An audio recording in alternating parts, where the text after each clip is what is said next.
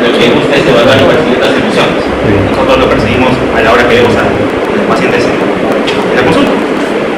Y la conclusión del artículo es que se debe entender el comportamiento de la persona y qué factores pueden influenciar en la conducta del paciente.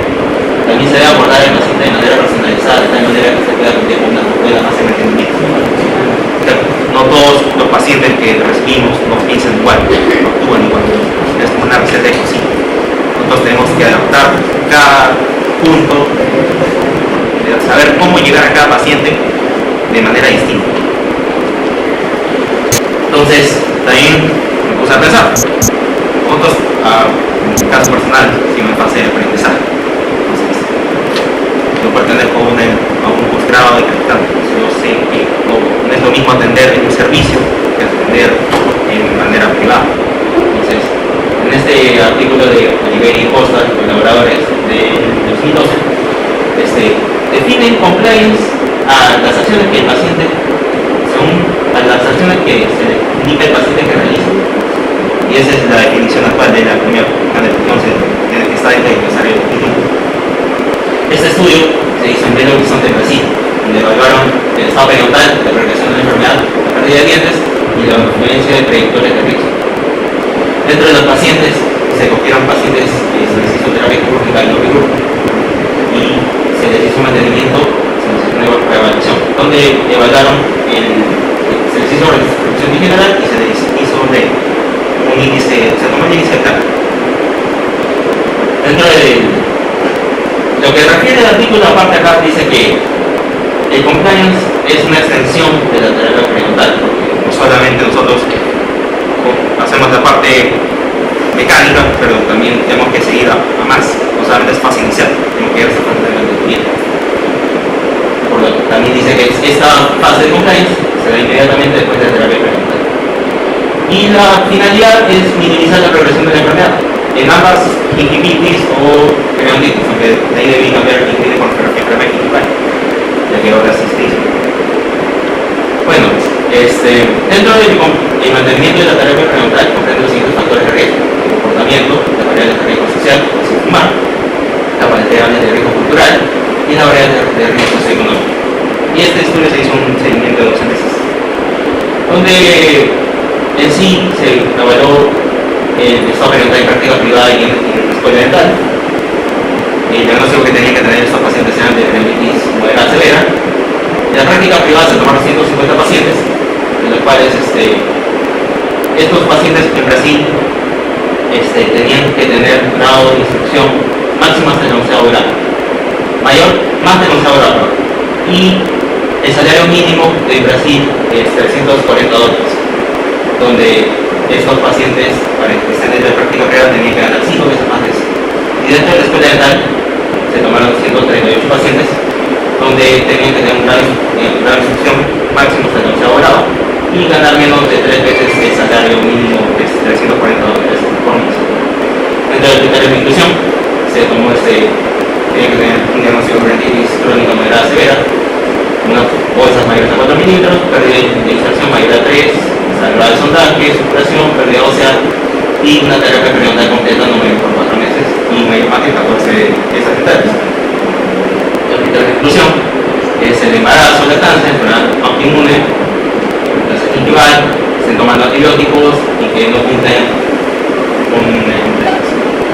Y la conclusión es que hubo menos progresión de la enfermedad periodontal en práctica privada, obviamente, ya que son pacientes instruidos y que tienen poder adquisitivo, pueden ir a una práctica privada, pueden pagar más.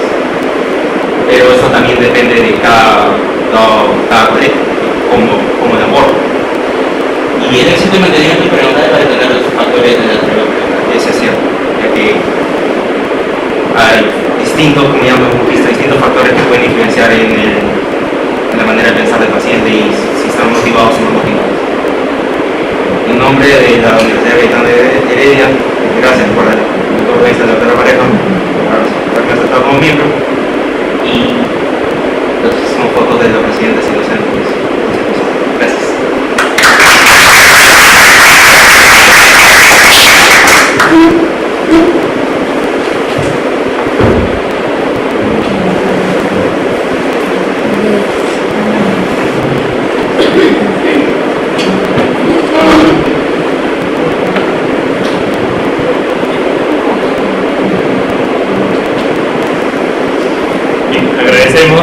al doctor Jorge Lee Wong por su excelente ponencia.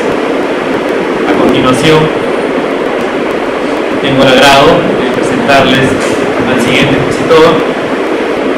Se trata del doctor Jorge Rojas Guzmán, es cirujano dentista egresado de la Universidad de la Facultad de Odontología de la Universidad Nacional Federico Villarreal. Es magíster en investigación y docencia en odontología, también de la misma universidad. Ha realizado diplomado en odontología restauradora en la Universidad Autónoma de Nuevo León y un diplomado en rehabilitación sobre implantes del Instituto Dentium de Corea, filial de Chile. El tema que va a presentar el doctor Jorge Rojas será implantes cortos unitarios en el maxilar superior. Los recibimos con cariño como siempre.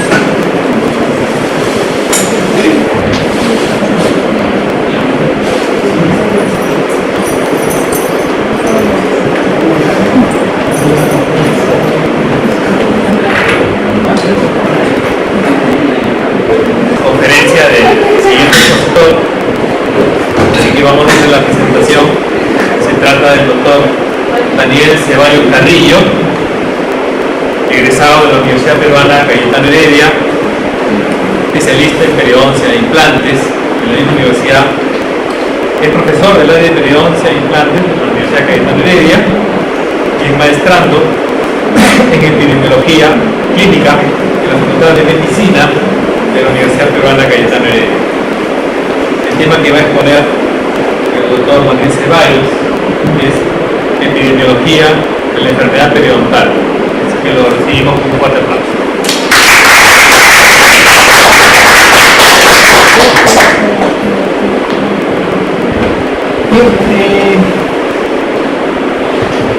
Bueno, gracias por la oportunidad de estar acá, de exponer algo de lo que se hace ahí en el servicio de periodoncia. En principio quería hablarles un poco del tema de epidemiología, un poco el tema de que tiene en relación a lo que es la parte nuestra, que es la periodontal. Pongo ahí unas ondas a ver qué ideas nos trae.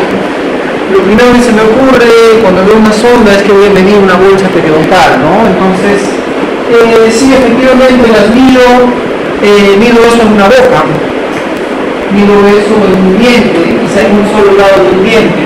Pero ¿qué tal si empezamos a pensar en muchas bocas, en muchos pacientes de todo un país, de todo el mundo?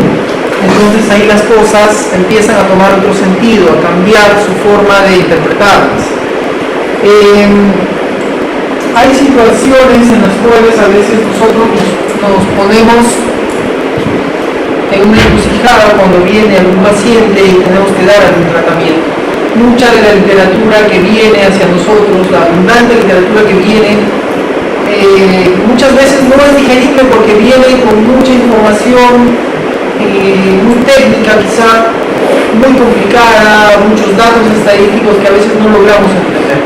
Entonces, por un lado, la cuestión nuestra de medir bolsas periodontales a través de las ondas, o bien leer nuestra literatura de la cual tenemos acceso, cómo enlazamos esas dos partes, ¿no? Cómo enlazamos qué es lo que vemos en la boca de los pacientes con la literatura que viene, y a veces es tan complicada y encima en otro idioma. Por lo tanto, yo en esta presentación lo que yo les quiero ofrecer es un poco algunos lineamientos para entender esa parte, porque digamos que mi presentación yo la quiero enfocar en que ustedes un poco capten algunos conceptos que vienen a cada rato de la literatura y lo apliquen a sus pacientes, y además tengamos un enfoque epidemiológico de lo que nos interesa como la enfermedad periodontal. Bien, vamos a definir epidemiología. La epidemiología muchas veces nos trae a colación que es el estudio de mucha gente de cómo está distribuida la enfermedad. Eso nos han enseñado en el pregrado. Y también la podemos aplicar, como les decía, en nuestros propios pacientes, entendiendo la literatura, entendiendo lo que ya otros expertos vieron y nos traducen a nosotros, y nosotros tenemos que entender esa literatura. Por lo tanto, esto nos ayuda a entender eso. Dicen que para el 2020 el que no entienda conceptos de epidemiología, que no entienda cómo interpretar un gráfico, cómo interpretar pruebas estadísticas, va a ser como que ahora no sepamos nada de computación. Entonces, yo creo que esta parte es muy importante para estar al día, y yo sé que ustedes quieren estar actualizados en nuestra área, en nuestra especialidad. Por tanto, bueno, vamos a epidemiología. Dividiendo la palabra es de origen griego y se divide en varias partes. Es ética, es sobre, demos, que siempre es pueblo, población, número grande de personas, y logos. Entonces, algunos los han definido como el estudio de las epidemias que afectan transitoriamente, ¿no? Como dicen, uy, una epidemia, hay algo, hay que hacer, hay que tomar medidas urgentes para detener esta epidemia que está atacando a mucha gente y que es mortal. No es así con la enfermedad periodontal, pero también es parte del estudio de la enfermedad periodontal. La periodoncia es enfocada a partir de la epidemiología. Hay propósitos que tiene esta ciencia. Esta ciencia se encarga de determinar cómo está distribuida esta enfermedad. Por ejemplo, en Perú ha sido un supuesto, quizá la gente de Lima tenga menos enfermedad periodontal que la gente de Moncabenica, quizá, qué sé yo, o la gente de Iquitos, por alguna situación especial en su geografía, también tiene menos enfermedad periodontal que la de Lima. Entonces, a este estudio se le llama determinar también los factores de riesgo, los factores determinantes de la enfermedad. Como bien decía el doctor Lee, que en uno de los estudios que presentó, que uno de los factores que determinaban que el paciente sea o tenga más compliance que otro, era su factor económico. Entonces, eso es importante entenderlo y interiorizarlo cada vez que leemos nuestros artículos científicos. Por eso es que nosotros investigamos las causas de la enfermedad. Y también pues aplicamos ese conocimiento para nuestros pacientes, porque sabemos que nosotros todos atendemos pacientes y vemos que cuando llega un paciente lo tenemos que, tenemos que escanearlo de pies a cabeza, mediante evaluándolo cómo está, cómo llega, si llega en un auto, si llega caminando, si tiene alguna particularidad al hablar. Entonces todo eso nos va a decir cómo abordar al paciente, cómo marketear nuestros productos. Entonces, cómo el paciente va a responder a la terapia, si va a ser cumplidor o va a tener un compliance